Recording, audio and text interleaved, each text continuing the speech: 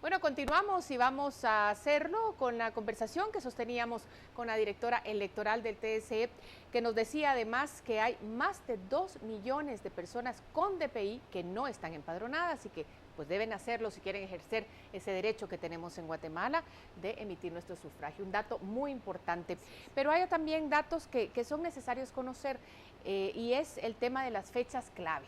Estamos a 3 meses de hacer la convocatoria y a 9 de las elecciones, pero ¿habrán más fechas en el medio que sean claves dentro del cronograma que tienen ustedes?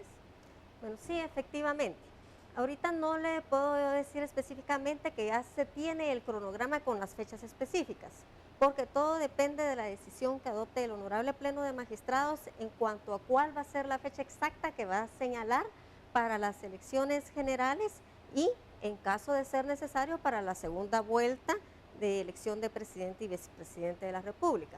Sin embargo, sí podemos señalar algunos plazos claves que establece la ley electoral y de partidos políticos, como por ejemplo la fecha en que se debe convocar a elecciones. La ley taxativamente dispone que el Tribunal Supremo Electoral debe convocar a elecciones generales y de diputados al Parlamento Centroamericano, en este caso, el día 2 de mayo. Es decir, esta es una fecha ya fija que no puede variar, no está a discreción, sino que está establecida en la ley electoral y de partidos políticos, que precisamente pues en este año 2015, el día 2 de mayo, es día sábado. A partir del día 3 de mayo hasta 60 días antes de que se lleven a cabo las elecciones generales, los partidos políticos pueden realizar propaganda electoral. Esas son como plazos que establece la ley. Otro de los aspectos que les puedo mencionar es que la constitución e inscripción de comités cívicos electorales también se puede llevar a cabo o está autorizado o avalado por la ley electoral y de partidos políticos que se pueden constituir e inscribir desde la convocatoria hasta 60 días antes de las elecciones generales. Otra fecha clave era de la que hablábamos en cuanto a cuál es la fecha máxima en que los ciudadanos se pueden inscribir para ejercer su derecho político de ir a elegir, es decir, de ir a votar el día de las elecciones, que es 3 meses antes de la fecha señalada para las elecciones. Y así les podría señalar otras fechas. Por ejemplo, la ley regula que las elecciones generales deben realizarse el primero o segundo domingo de septiembre. Y en caso de ser necesario, si no hubiese planilla ganadora para la elección de presidente y vicepresidente de la República, se debe llevar a cabo una segunda elección dentro de un plazo no menor de 45 días ni mayor de 60 días. E incluso la Constitución Política de la República señala que debe realizarse también en día domingo.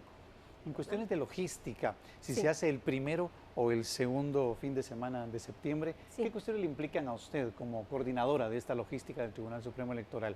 ¿Hay alguno que sea su preferencia por cuestiones logísticas, valga Mira, la palabra? por cuestiones logísticas tendría que ver cuál de las dos fechas y en relación a la segunda elección nos da un poquito más de margen para poder trabajar, porque 60 a 45 días es un plazo muy corto para realizar toda la logística, porque es realizar toda la logística por segunda vez a nivel nacional, es decir, las cajas electorales que contienen las papeletas, el padrón electoral y todos los materiales e insumos electorales nos retornan.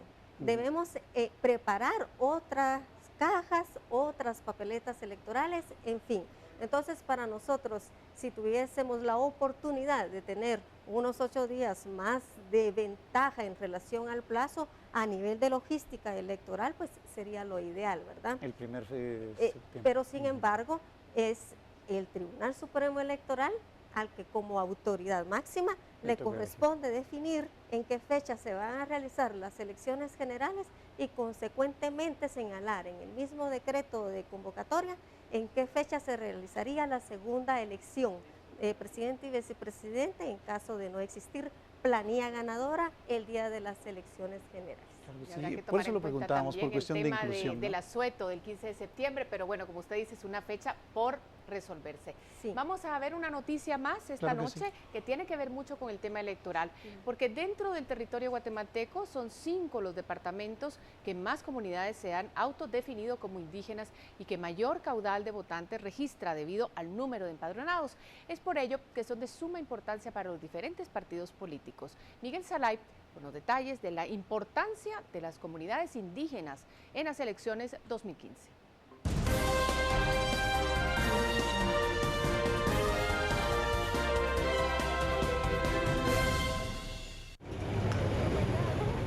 Según datos del Instituto Nacional de Estadística INE y de acuerdo a la última encuesta de condiciones de vida en COVID realizada en 2011, Guatemala está compuesta por un 40% de población indígena, tomando en cuenta que los datos se incluyen de acuerdo a la autodeterminación de los encuestados a considerarse indígenas. Las poblaciones con más concentración de personas autoidentificadas indígenas se encuentran en Totonicapán con un 97%, Sololá con un 96%, Alta Verapaz con un 90%, Quiché con un 87% y Chimaltenango con un 78%. En los que menos indígenas se autoidentifican están Jutiapa y Santa Rosa con un 3%, El Progreso con un 2%, Zacapa y Jalapa con un 1%. En el departamento de Guatemala, el 14% se autodetermina indígena.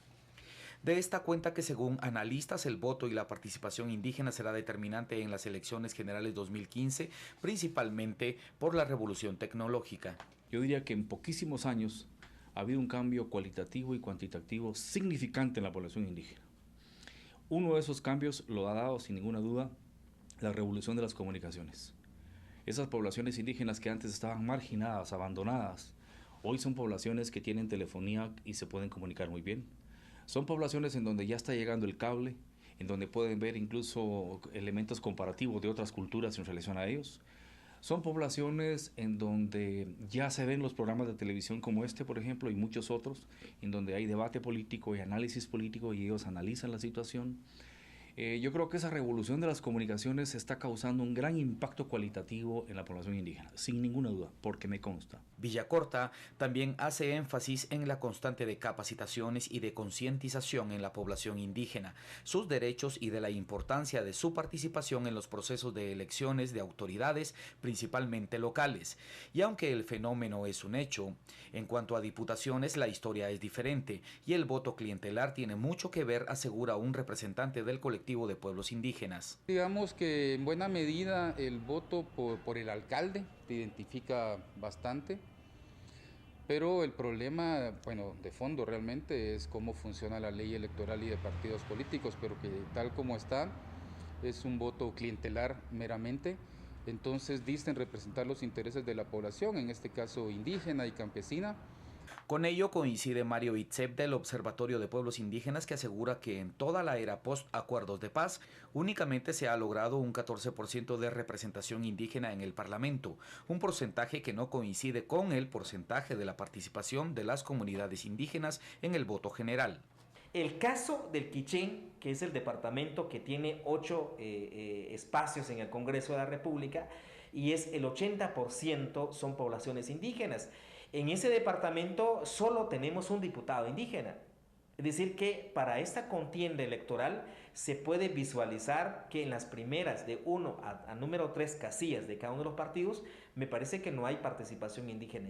Aunque los datos son proyecciones elaboradas por el INE debido a que el ente que debe incluir en sus cuestionamientos a los ciudadanos a la hora de empadronarse por la autoidentificación es el Tribunal Supremo Electoral y no lo hace. Lo que se pretende es respetar el derecho de autoidentificación de las personas y lo ideal sería que tuviéramos información de la institución responsable de las elecciones, que en este caso es el Tribunal Supremo Electoral, para poder determinar con certeza, ¿verdad? Y con un poco más de precisión cómo está desarrollándose la población en función de cuál es la cultura de las personas, ¿verdad? De los votantes y de los ciudadanos y las ciudadanas. No obstante, los estudios realizados por el mismo Instituto Nacional de Estadística dan cuenta que los pueblos indígenas son más participativos en cuanto al voto que las poblaciones que se autodefinen como ladinas, tomando en cuenta que en 2011 el porcentaje de votantes fue del 69.4% del total de empadronados. Por ejemplo, Sololá presentó 80.4% de población, es decir, que por cada 100 empadronados, 80 personas fueron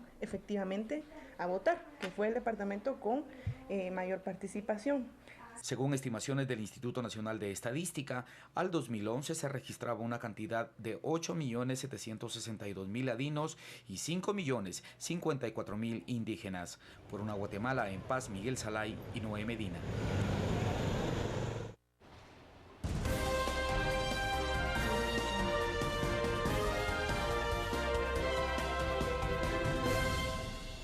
Bueno, y uno de los esfuerzos más grandes que el Tribunal Supremo Electoral, para nosotros como ciudadanos esperamos que haga es el que se incluya a más personas, ¿no? Ya hablábamos de lo del empadronamiento, pero para poder ampliar ese padrón electoral y como veíamos en esta nota, para que haya más inclusión, ¿sí?, de todos los pueblos, ¿qué esfuerzos están haciendo en cuestiones de logística para poder llegar a más comunidades? Y si pudiéramos mencionar algunas de ellas, bueno, de hecho, si están incluidas entre ese quiché, ¿no?, que es tan grande y tan importante, según lo mencionaba la nota, ¿qué esfuerzos están haciendo, licenciada? Bueno, los esfuerzos básicamente van encaminados a la descentralización del voto.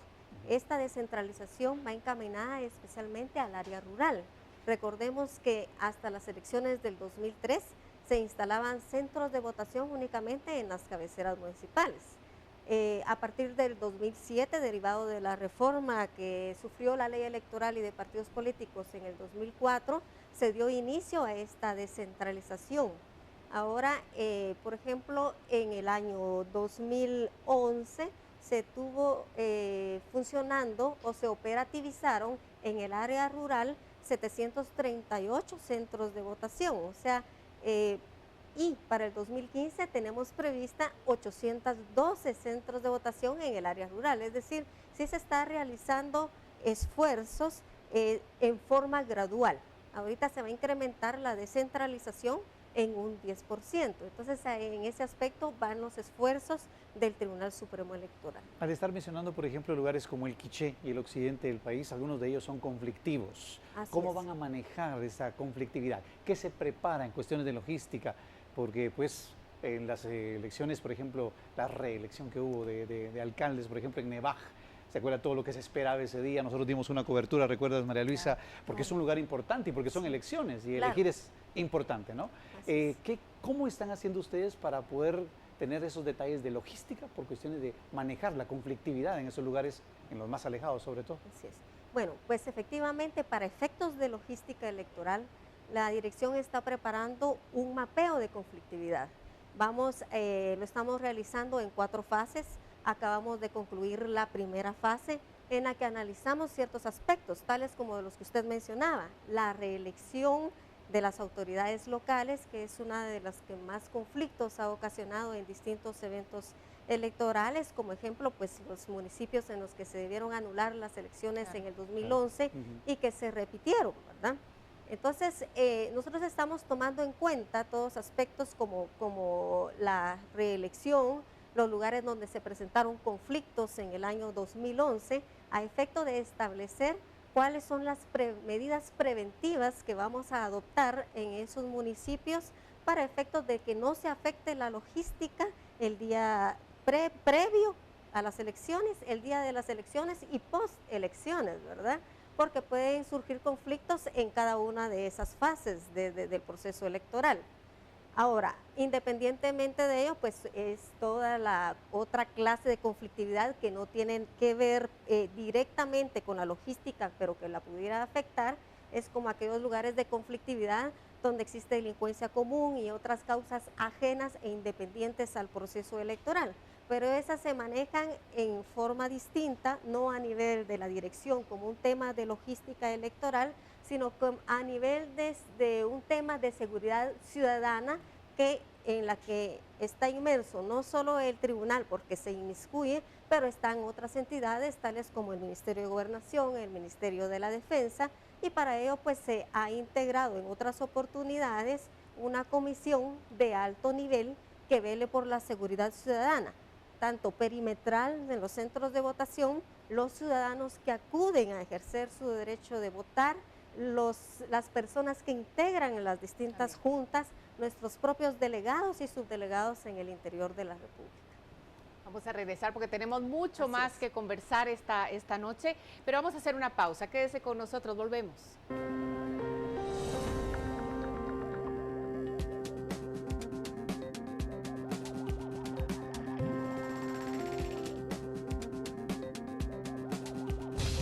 Preocupa a los empresarios la inseguridad, la corrupción y la incertidumbre electoral. Con eso volvemos.